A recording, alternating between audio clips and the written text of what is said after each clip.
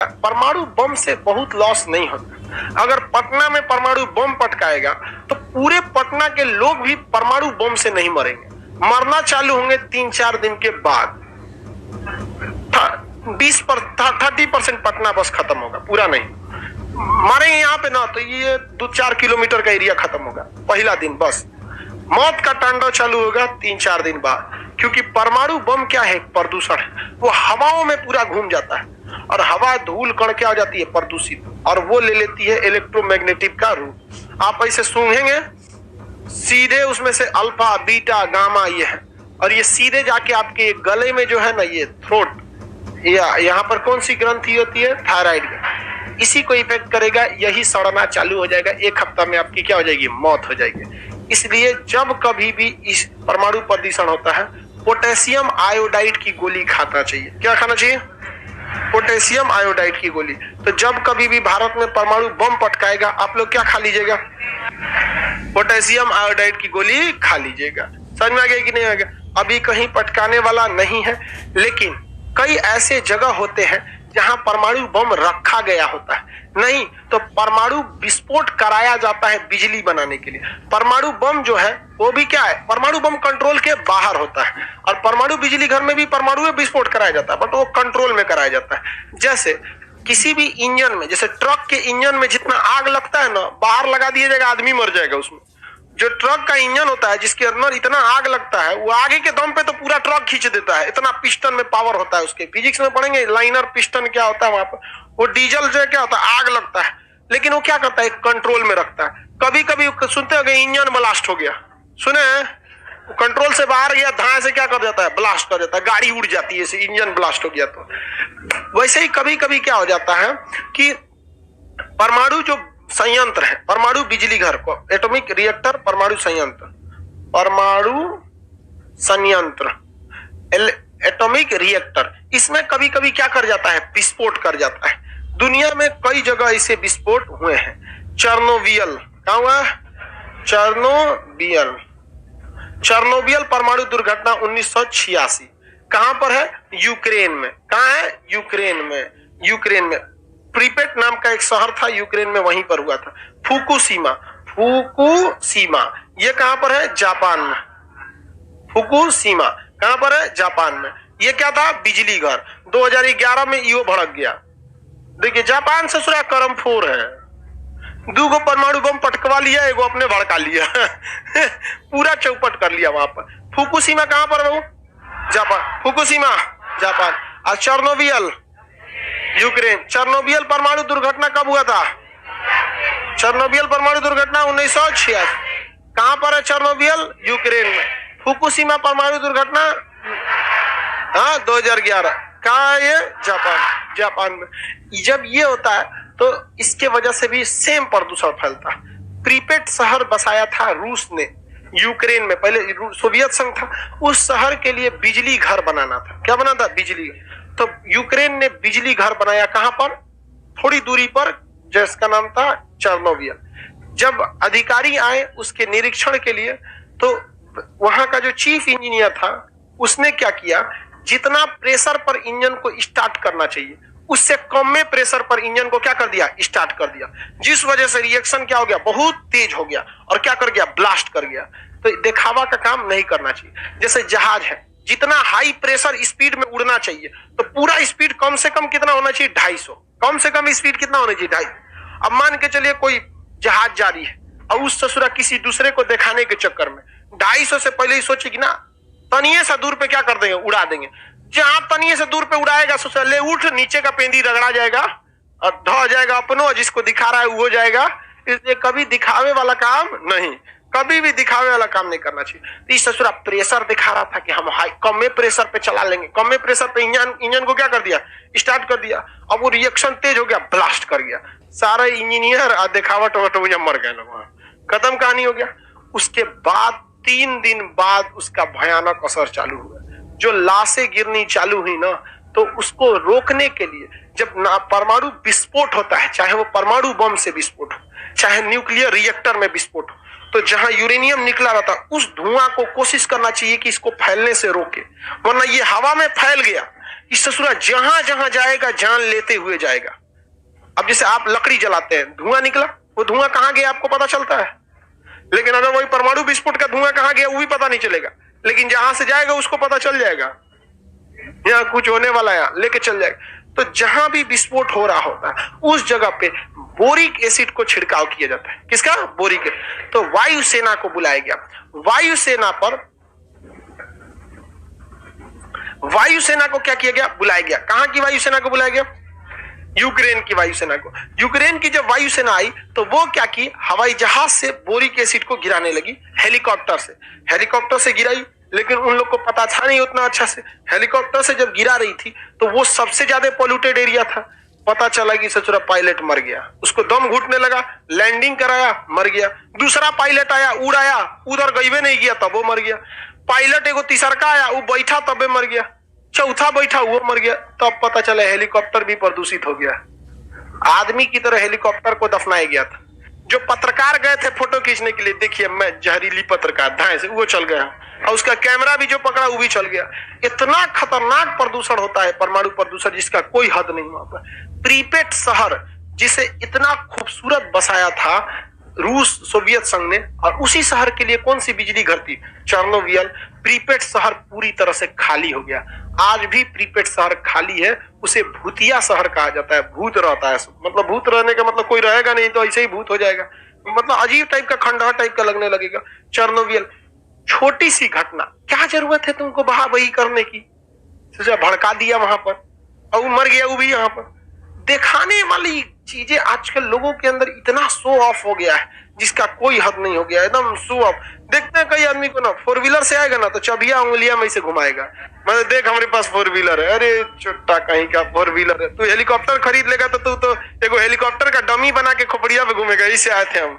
देखिए यहाँ पर अजीब लोग होते हैं, दिखावा नहीं करना चाहिए। और दिखावा के चक्कर में कौन चल गया? चेर्नोबिल। अब फुकुशिमा में तो विस्फोट हो गया, क्योंकि 2011 में जापान में एक सुनामी आया था। सुनामी और फुकुशिमा परमाणु संयंत्र में बिजली बन रही थी, परमाणु रिएक्टर में ब्लास्ट कर रहा था, और उसे रोका जाता है। केमिस्ट्री में पढ़ाएंगे कैसे रोका जाता है। और उसी बीच क्या आ गया? सुनामी, और न्यूक्लियर रिएक्टर में को हिला दिया। परमाणु बम घुसी आ गया, हमको हिलाता है तुम, जा भड़क जाते हैं। सोचा भड़क गया आपने बहुत शंकर जी है वो परमाणु बम जो है वो एकदम समझिए शंकर जी है। जब तक भोला है भोला है, जिस दिन मूड में आएंगे खत्म कहानी, एकदम समझिए। अरे गणेश जी का गटैया हुए ना काटे थे अपने बेटा का गटई कौन काटे थे? वही काटे।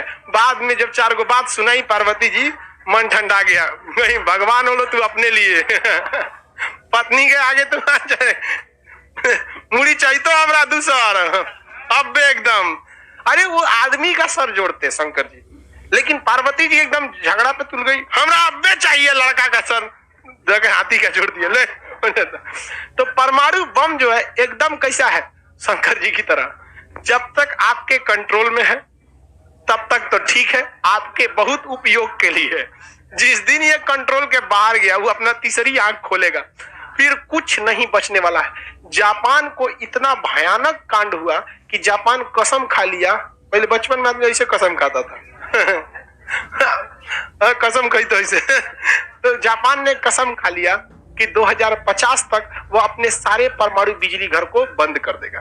भैया जिंदा रहेगा तब बहुते परमाणु बम वहां बिजली बनेगा, तो वो अपने सारे परमाणु बिजली घर को निकाल रहा है। और भारत जो है ऐसा अभी और परमाणु बिजली घर लगा रहा है, क्योंकि भारत का ट्रैक रिकॉर्ड अच्छा रहा है। हमारे यहाँ लोग जल्दी हड़बड़ाही नहीं करते, हम लोग के यहाँ लोग बहुत ज्यादा हड़बड़ाही नहीं करते हैं, समझ में।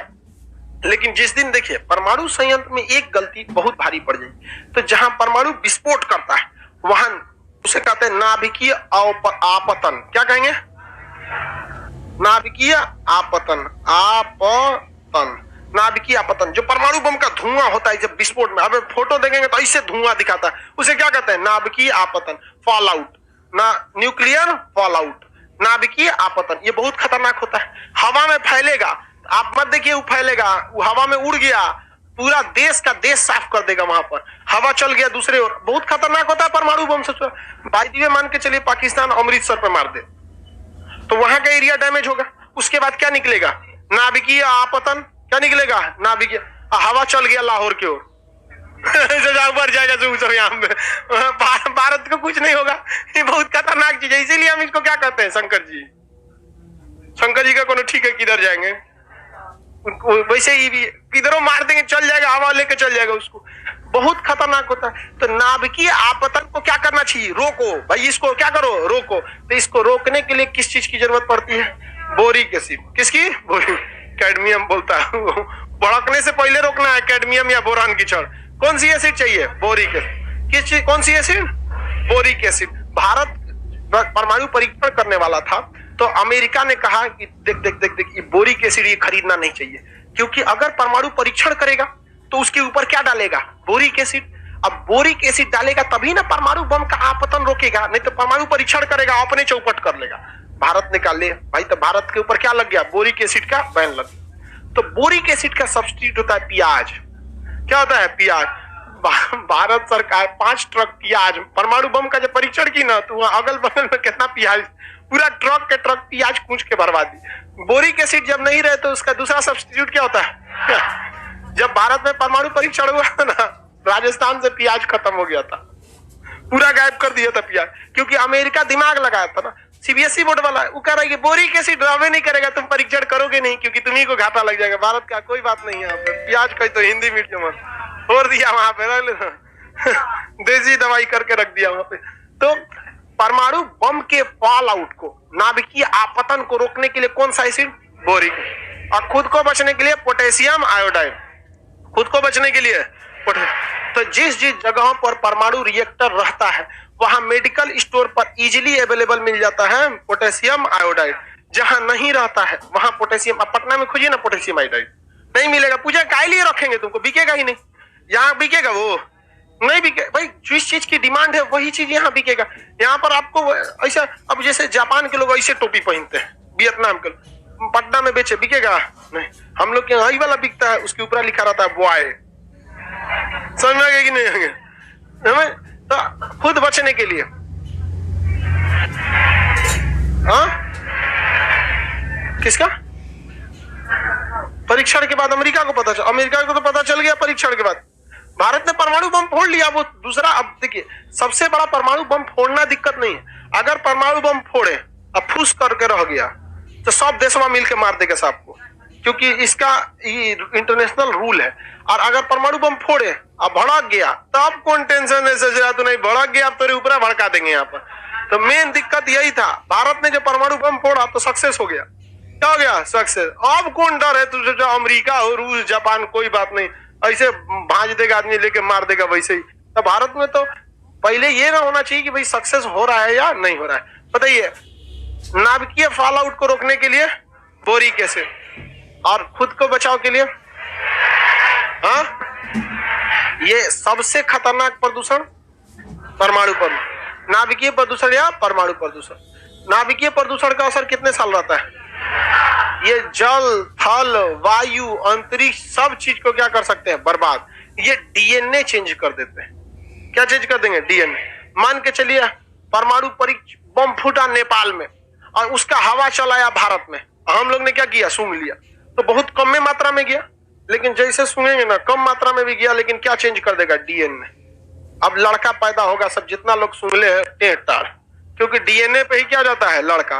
और ओकर लड़का टेढ़ टाढ़ कितना साल तक होगा सर? 30,000 साल तक। बहुत खतरनाक है ये परमाणु बम। यही पृथ्वी का क्या करेगा? नाश करेगा। शास्त्रों में जो लिखा है ना कि एक समय आएगा पृथ्वी पर प्रलय आएगा, कुछ नहीं आएगा, यही आएगा। परमाणु परीक्षण मार देगा सही, धाए धाए कोनो कोनो को मारना चालू करेगा, सब क्या आ जाएगा? परमाणु बम। पृथ्वी पे क्या आ जाएगा? प्रलय, खत्म हो जाएगा पृथ्वी। हो गया आपका प्रदूषण खत्म। नाइट्रोजन बम केमिस्ट्री में पढ़ना है, हाइड्रोजन बम केमिस्ट्री में पढ़ना है, ये बायोलॉजी है।